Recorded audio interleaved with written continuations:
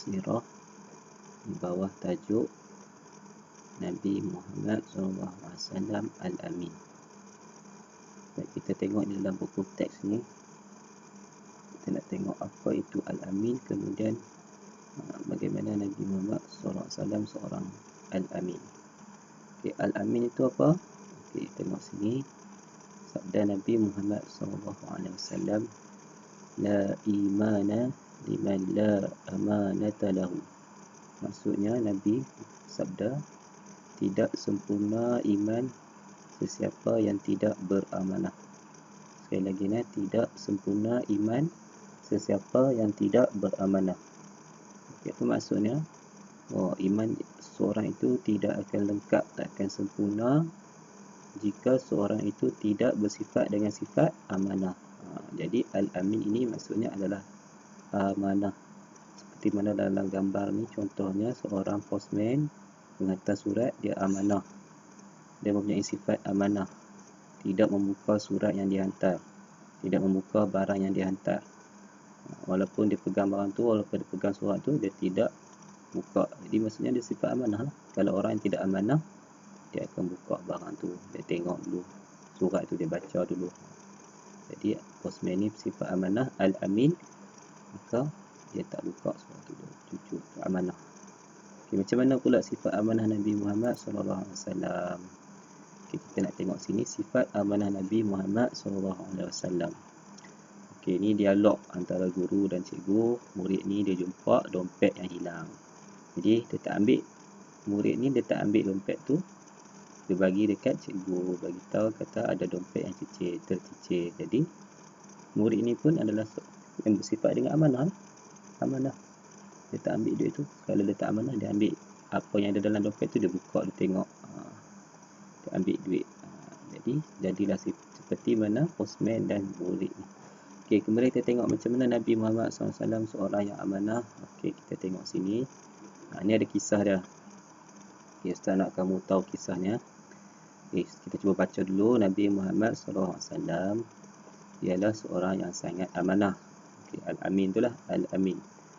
Sayyidatina Khadijah telah mengamanahkan Nabi Muhammad SAW untuk menguruskan perniagaannya di Syam. Sifat amanah Nabi Muhammad SAW itu mendorong kejayaan baginda dalam perniagaan.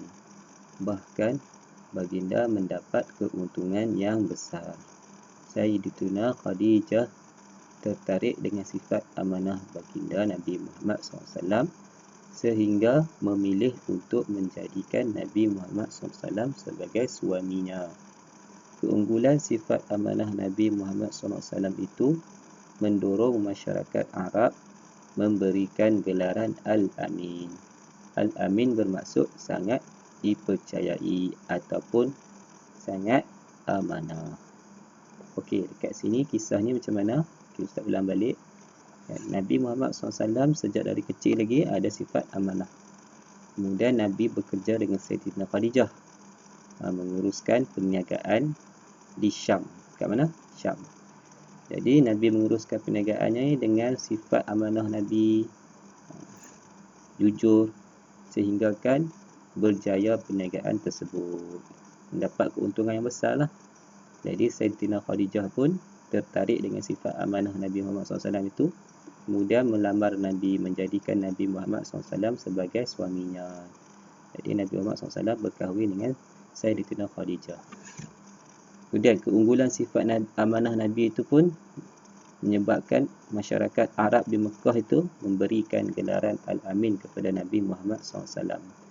Sebab dekat Mekah payah nak cari orang yang, masa ketika itulah payah nak cari orang yang jujur, amanah macam Nabi Muhammad SAW.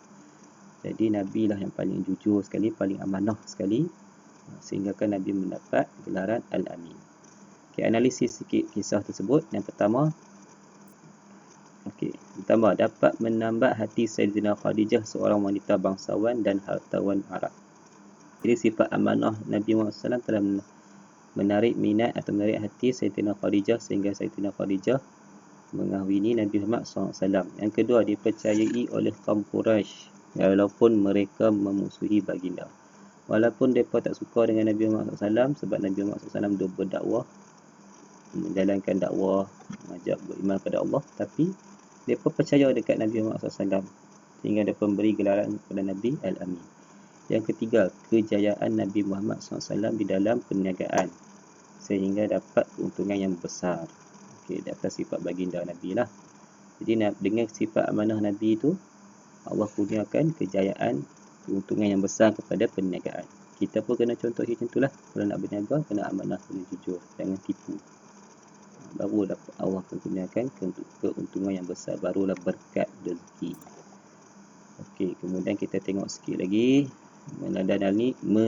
Meneladani sifat amanah Nabi Muhammad SAW.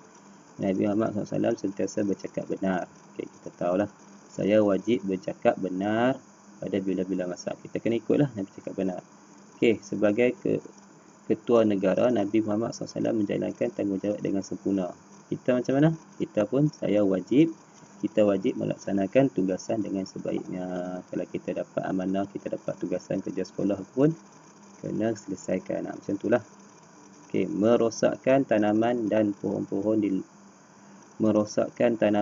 pohon-pohon dilarang oleh Nabi Muhammad SAW. Nabi Muhammad SAW melarang kita merosakkan pohon-pohon dan tanaman. Jadi kita wajib menjaga kebersihan dan keindahan alam sekitar. Okey, buang sampah dalam tong sampah. Jangan suka cabut-cabut bunga. Okey, macam itulah, lebih kurang. Okey, sekarang kita tengok kepada latihan. Okey, latihan. Kamu buka nanti dekat buku kamu, buku aktiviti kamu yang warna kuning tu. Okey, buka muka surat 104. 103. 103 dulu. Okey, 103. Okey, muka surat 103, Nabi Muhammad SAW Al-Amin. Ini kamu sesuaikan dulu. Ambil baris pensel. Yang pertama, kejayaan baginda Nabi Muhammad SAW dalam perniagaan. Okey. Yang kedua, Nabi Muhammad SAW berniaga di mana? Di Syam. Mana Syam? Cari dekat sini, sesuaikan. Nombor 3, Al-Amin bermaksud sangat dipercayai tadi kan? Sangat dipercayai. Okey. Yang keempat, Sayyidatina Khadijah melamar Nabi Muhammad SAW sebagai suaminya. Ini jawapan dia. Ini sangat dipercayai kerana bersifat amanah. Masih belia, ni atas sekali, sebagai suaminya negeri Syam. Sesuaikan. Okey, kemudian senang saja. Kemudian yang kedua, yang ini. Okey. Isi tempat kosong dengan jawapan yang betul. Okey, yang ini kisah yang tadilah. Dalam buku teks tu kamu boleh tengok kisah tadi. Okey, ini kamu isikan balik tempat kosong. Ini pada perniagaan. Syam. Syam tempat Nabi berniaga. Amanah. Al-Amin. Keuntungan. Suami. Okey, Nabi Muhammad SAW adalah seorang yang sangat amanah. Jawapan dah. Baginda telah diamanahkan oleh Sayyidatina Khadijah untuk menguruskan perniagaan di mana? Cari sini. Baginda mendapat apa? Ke apa? Okey, bila berniaga tu yang besar.